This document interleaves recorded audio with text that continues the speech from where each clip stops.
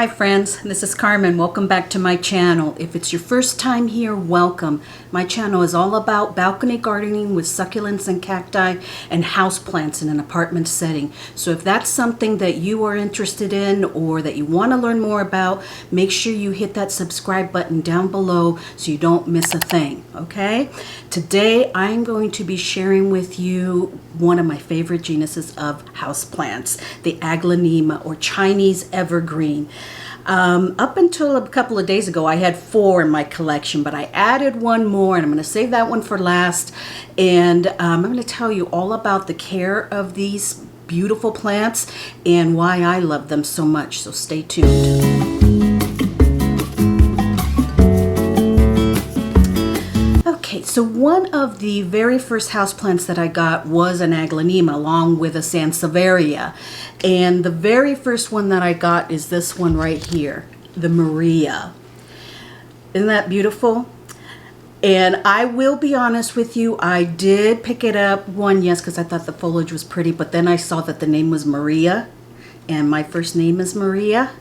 Yes, I go by my middle name. And I thought, oh, I have to have this. Little did I know how much I would come to love these plants. Such an easy care plant to have. This one here I've had for a couple of years now, going on 3 years I think, and she's doing wonderful. She really is. Probably not as big as I would like for her to be, and I think that's because when I first got her I didn't have the best lighting situation for her, which let me go into that right now as far as lighting that these plants like. One of the reasons that they're very popular is because they will do well in just about any kind of light, low, medium, and high, bright indirect light. But they will thrive more in bright indirect light. Okay, they don't like direct sunlight. That will burn their leaves. So no bright indirect sunlight. But they will thrive more in brighter light. So for instance, I have her now in an east-facing window, and I'm going to have to turn around because look at the back side of her. All of the leaves are facing this way, so I got to turn her around. And so she's thriving more. She's actually even, so you can see it here, about to give off a bloom. I think she has 2 growing in there. About to give off 2 blooms. They do bloom. Nothing super spectacular. It looks very much like a peace lily bloom. And I know that a lot of people do cut the blooms off so the plant doesn't use any of its energy on the bloom at all, as you know, reverts the energy to root growth or to foliage growth. I like the blooms. I let them bloom and then die off naturally. But going back to lighting, the plants that have our green foliage like this can do better in a lower light situation. So if you have a bathroom that isn't super bright or a bedroom that isn't super bright, then they will do okay there. They'll, you know, grow still, not as quickly, not give off probably any blooms, but they will still grow there, and it's a plant that you can have in a lower light situation. Okay, now the varieties that have the pinks and the white variegation do need brighter light to maintain that variegation, and I'll show you some of those in just a little bit here. So if you have some that are have some pinks, reds, whites variegation in them, you want to put them in a window, east facing, maybe south facing, no direct light, but that they get bright indirect light, so that variegation will continue to stay within the plant, and the new leaves will have variegation also. Okay, so this is Maria, my very first one. This here is Cutlass, Aglaonema Chinese Evergreen Cutlass. And look at these long spear-like leaves on her. Isn't it beautiful? I haven't had her too long, maybe about 6 months. She's getting some new growth there. Really, really beautiful. And this one here, like I said, I got about 6 months ago, and I have repotted her since. And let's talk about soil. The soil mix that I use for this one is a little bit of my own mix, which is cocoa coir, you know, the brick that you add water and it breaks up. Cocoa coir, a little bit of orchid bark, perlite, and some worm castings. Now, if you don't want to go through that hassle of mixing your own, regular potting soil and adding some perlite will be just fine, because they do love a well-draining soil. They can go, you know, a while without watering. Let's go ahead and get into watering. Top 2 to 3 inches, I let them go, let that dry out, and then I water thoroughly all the way through. I do have all of mine in ceramic or plastic pots. That tends to retain the moisture a little bit longer than if it were in a terracotta pot, where it whisks the moisture away. Okay, so I do use either my finger or more precise a moisture meter to check that. But well-draining soil, regular potting mix with some perlite and water, about every, I would say every 7 to 10 days. When the top 2 to 3 inches is dry, that's during the growing season, spring and summer. And then in the wintertime, you'll want to back off that a little bit, because that's not their growing season, and they'll kind of go into a dormancy and not grow as much, so they're not going to be needing as much water. Doesn't mean don't water them at all. Don't let them go bone dry, because they will not do well at that point. You'll lose it at that point. But you do want to make sure that the soil does get some water even in the wintertime, just not as much as during the grow season. So this beautiful Aglaonema is Cutlass. Okay, this one here you've probably seen, because I have featured this baby quite a bit in some of my videos. This is the Red Siam, or Siam Aurora, and this one here is one of the ones I was talking about as far as the variegations. Now, when I had her in my old place that only had north-facing windows, even in Arizona, that's not a good thing to have for plants. A lot of the leaves were just like this, very green. Okay, the variegation of the red wasn't as pronounced, but now that she is loving life in an east-facing window, look at the variegation coming up on these new leaves. Beautiful red or pinkish tone to them, and the stems are looking beautiful with their pink. Look at that, isn't that beautiful? Even the stems are gorgeous. This one has flowered for me numerous times also. I don't see any right now, but she's giving off a lot of leaves right now. As far as fertilizing, and I do need to fertilize these guys in their next watering, I fertilize during the growing season here in Arizona, spring, summer, some going into fall a little bit. And what I use is just the regular synthetic fertilizer, Miracle Grow. I do half dose it, so about half a teaspoon per gallon, and I fertilize once a month. I find that that works fine. I really don't want to do it more than that, because I'm afraid actually of burning the roots or having the leaves burn a little bit on the tips. So I do it once a month during the growing season, and they're just fine. Now you can do also granules, slow release granules on top of the soil, and every time you water it gets a little bit of nutrition. So you can do it that way too if you don't want to mix once a month the fertilizer. Fish emulsion too is good for them. They'll like that. And when I do repot them, I do throw in some worm castings too to help with some nutrition there too. Okay. But this Red Siam is one of my favorites.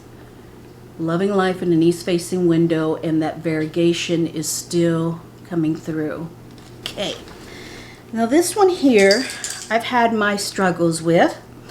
This one here is Aglaonema Silver Bay. You probably remember her from a clearance plant haul that I did. She came from Lowe's as a clearance plant, and I didn't know at the time that she had a little bit of root rot. She had 3 stalks in her. Right now there's only 2 here. The third one I have over my propagation station that had the root rot. I had to cut it way back, and you can propagate these by cutting.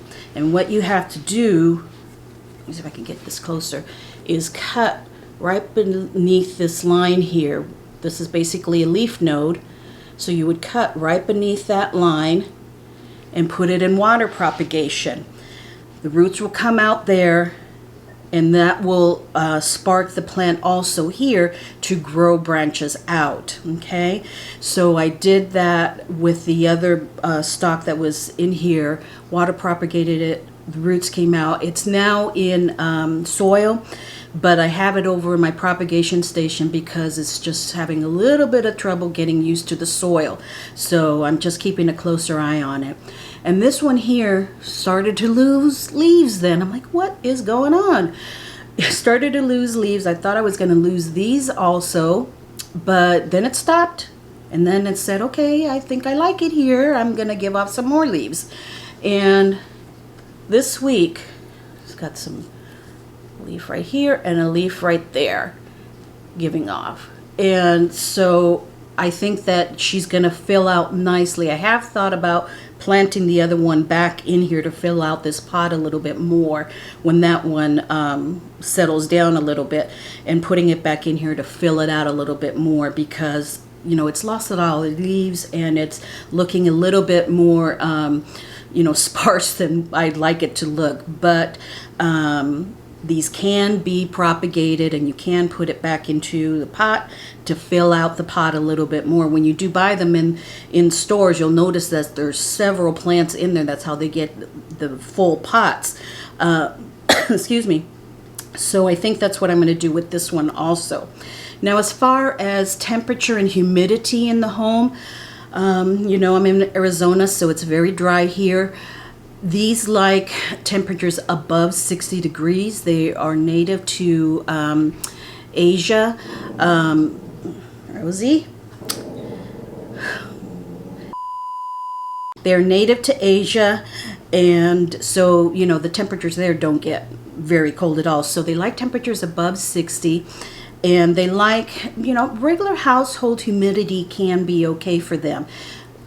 My household humidity is a little bit low, so I do run a humidifier in my living room here, and that brings the humidity up.